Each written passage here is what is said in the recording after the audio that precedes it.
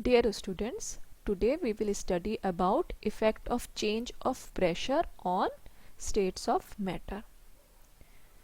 So states of matter differ from each other due to difference in distance between its constituent particles.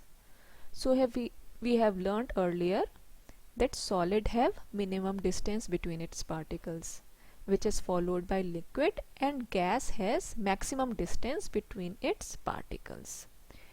Have you ever wondered what will happen if we apply pressure on gas?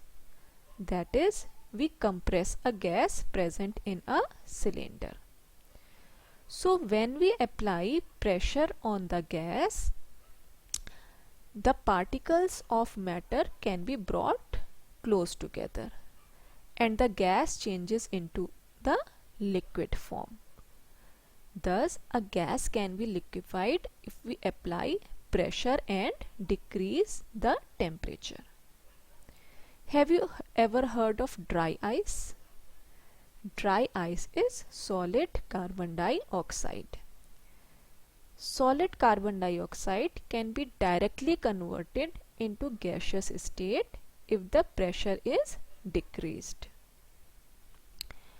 Thus, we have learned that pressure and temperature determine the state of a substance.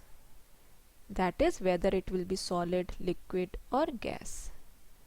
It means that whenever pressure and temperature are applied, the state of matter can be converted into each other. So the interconversion of three states of matter can be understood by the following figure.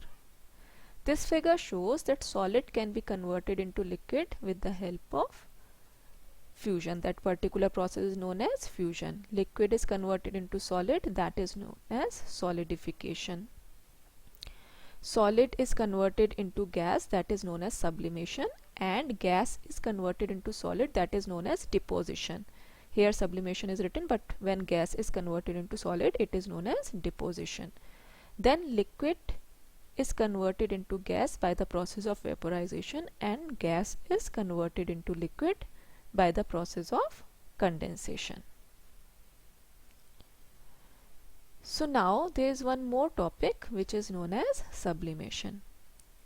So what is sublimation? If a substance changes from solid to gaseous state without passing through liquid state, it is known as sublimation. Sublimation can be understood by an activity in which camphor or ammonium chloride is taken in a china dish. It is crushed and a funnel is taken which is inverted over the china dish. A cotton plug is also inserted into the open side of the funnel. The whole contents are then slowly heated and observed. So what do we observe? If solid camphor or ammonium chloride is heated, it changes into vapor.